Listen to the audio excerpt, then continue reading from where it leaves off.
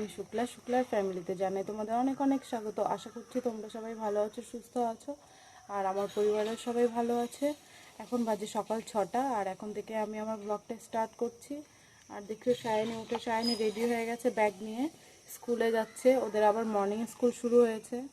School তো খুলেছে তোমাদের বললাম, তো একদিন হয়েছিল স্কুল, তাও টিফিন টাইমে ছুটি হয়ে গেছে। এবার এত গরমে না বাচ্চারা আর স্কুলে, মানে আমি তো পাঠাচ্ছিলাম না, বললাম যে বন্ধ করে দেবো, পাঠাবো না। তো স্কুল থেকে আবার গ্রুপে এসএমএস করেছে যে মর্নিং স্কুল শুরু হয়েছে, যার জন্য দেখো কালকে থেকেই শুরু হয়েছে স্কুল। কালকে সায়নী যায়নি, আজকে যাচ্ছে। তো দেখো কিছু এখন এত সকালে কি খেতে দেবো, আর গ্যাসও তো নেই, তোমরা জানো গ্যাসটা আমি তুলিনি এখনো পর্যন্ত। গ্যাস তুলিনি তার কারণ হচ্ছে হলো গিয়ে, গ্যাস তুললে না তোমার কাঠে আর রান্না করা হয় না, সবসময় গ্যাসেই রান্না করি। তার জন্য মাকে বললাম, মা এবার আর গ্যাস তুলবো না, আগে কাঠে রান্না করি, তারপরে কিছুদিন রান্না করার পরে তারপরে গ্যাস তুলবো। তো দেখো বন্ধুরা, সকালবেলা টোস্ট দিয়ে দিয়েছি সায়নীকে, তাই টোস্টটা খাচ্ছে। আর চলো আমি একটু খেয়ে নিই, খেয়ে তারপরে বেরিয়ে যাই স্কুলে, ওকে আগে দিয়ে আসি।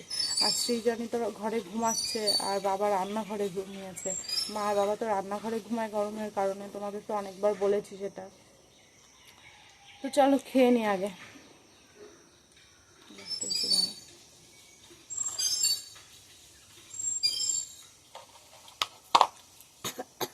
জলের মধ্যে টোস্ট ভিজিয়ে খাচ্ছে।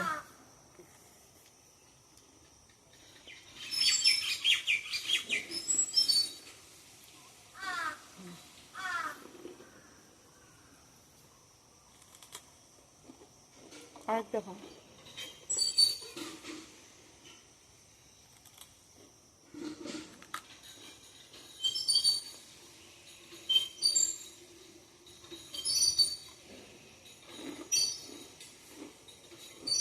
তো চলো বন্ধুরা খেয়ে নিই, তারপরে আবার তোমাদের সাথে কথা বলছি।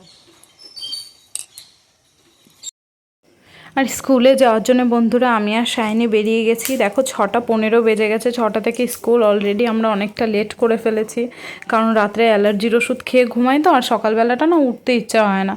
আর দেখো বন্ধুরা, আমি সায়নীকে স্কুলে দিয়ে কিন্তু আমি বাড়িতে চলে এসেছি, আর এসে বাড়ির কাজগুলোও শুরু করে দিয়েছি।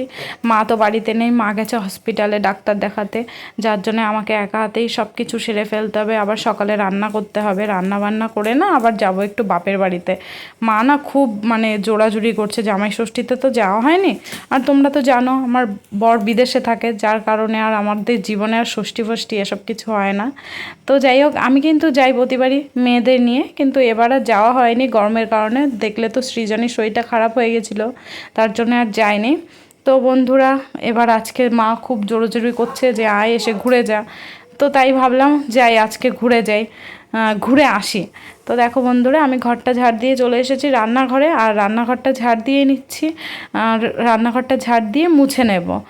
আর কি বলো তো বন্ধুরা, মা একা বাড়িতে নেই আজকে, না ভালোও লাগছে না। আর গ্যাসটাও নেই যে একটু চা করে খেয়ে নেবো, সেটাও পারছি না। একটু চাটা খেলে একটু ভালো লাগে, কিন্তু অভ্যাস নেই। তোমাদের আগেও বলেছি যে চা খাওয়া অভ্যাস নেই আমাদের, কিন্তু মাঝে মধ্যে একটু করে খাই।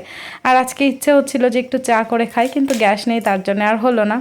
তারপরে দেখো বন্ধুরা, আমি ঝাড় দিয়ে রান্নাঘরটা মুছে নিচ্ছি ভালো করে। আর রান্নাঘর ঝাড় দেওয়ার আগে কিন্তু রান্নাঘরে বাসনগুলো সব আমি কলপাড়ে এনে রেখেছিলাম, বাসি যে বাসনগুলো ছিল। আর আমাদের কলপাড়টা তো একটু দূরে, তার জন্য আর রাত্রে বাসনগুলো মেজে রাখি না, সকালবেলায় বাসি বাসনগুলো মাজি। তো দেখো বন্ধুরা, এখানে বাসনগুলো আমি মেজে নিয়েছি।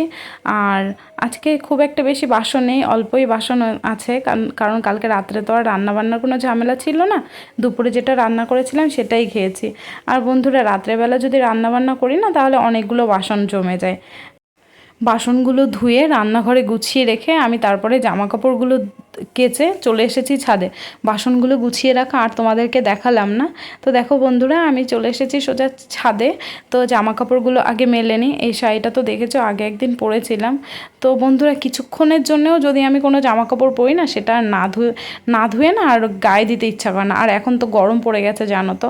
আর এই যে আমাদের রেগুলারের যে জামা কাপড়গুলো আমরা ব্যবহার করি না, অনেকে আছে শুধু জল দিয়ে ধুয়ে দেয়, কিন্তু আমি না ওরকম পারি না বন্ধুরা। সেই মানে অভ্যাস হয়ে গেছে যে সার্ফে না দিয়ে কিছু গায়ে দিতে পারি না। আর এদিকে দেখো সৃজনী এখনও ঘুমোচ্ছে, আর সায়নী ঘুম থেকে উঠে ভাইকে কিন্তু তুলে রেখে চলে গেছে স্কুলে। তো যাই হোক, এখন আমার গোপালের সেবা দিয়ে নিতে হবে। তো বন্ধুরা চলো, সৃজনী ঘুমিয়ে থাকতে থাকতে আমি চান করে নিই। আর এদিকে দেখো বন্ধুরা, আমি চান করে চলে এসেছি আর এখন চলে এসেছি ফুল তুলতে। গোপুর বাসনগুলো কিন্তু আমি আগে থেকে ধুয়ে রেখে রেখেছি, সেগুলো আর তোমাদেরকে দেখালাম না।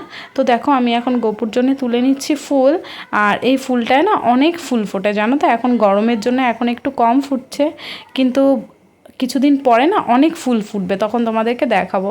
তো দেখো বন্ধুরা, আর আমার এই নতুন গাছ যেগুলো আমি লাগিয়েছি, যেটায় থোকা ফুল হওয়ার কথা, সেটাই না বেশ ভালো সুন্দর বড় বড় কুঁড়ি হয়েছে, তো সেগুলোও তোমাদের দেখাবো। তো বন্ধুরা দেখো আমার ফুলগুলো তোলা হয়ে গেছে, এখন আমি তুলে নিচ্ছি তুলসী পাতা।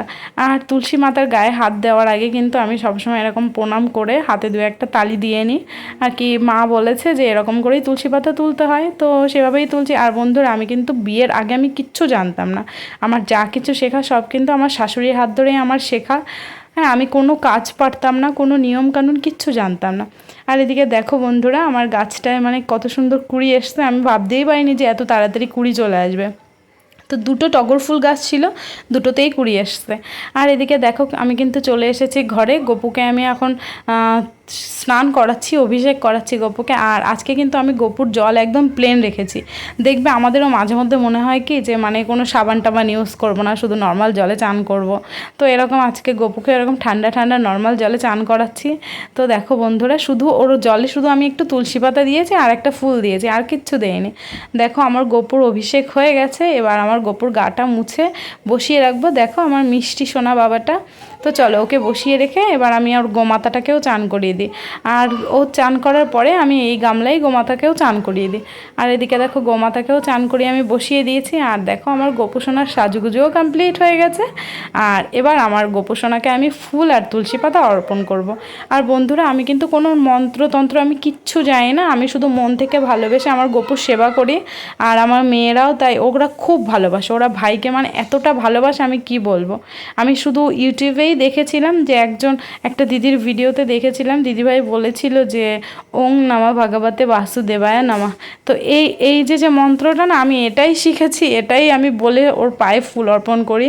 আর ওকে চান করানোর সময় এই মন্ত্রটাই আমি বলি, আর আমি কিচ্ছু জানি না। আর হরে কৃষ্ণ ব্যাস শুধু এই গানটা করি। আর বন্ধুরা আমি যখন ভিডিওটা এডিট করি, আমার তো দেখো তোমরা ছোট ছোট বাচ্চা, তো ওরা না মাঝে মধ্যে একটু কথা বলে ফেলে, ডিস্টার্ব করে ফেলে, তো তোমরা একটু কষ্ট করে মানিয়ে নিও। আর দেখো বন্ধুরা তারপরে আমি কিন্তু চলে এসেছি ঘরের পুজো দিয়ে রান্নাঘরে।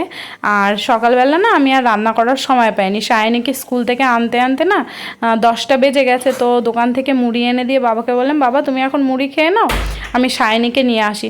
তো বাবা মুড়ি খেয়ে নিয়েছে, আর আমি সায়নীকে নিয়ে এসে এখন ভাবলাম তো কী দেবো মেয়েদের খেতে। তো কটা মুড়ি মেখে নিলাম, আর এই মুড়ি মাখাটা খেতে খেতে না আমি আবার দুপুরে রান্নাও বসিয়ে দেব।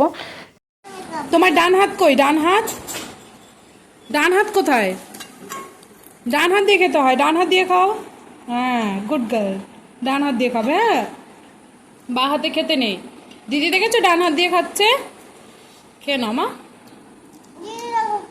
দিদি ডান হাত দিয়েই খাচ্ছে, ওটা ডান হাত। আমিও ওদের সঙ্গে কয়েক গাল মুড়ি খেয়ে চলে এসেছি রান্নাঘরে, রান্নাটা বসাবো। মা তো বাড়িতে নেই, তাই দুপুরে রান্নাটা আমার করে রেখেই যেতে হবে।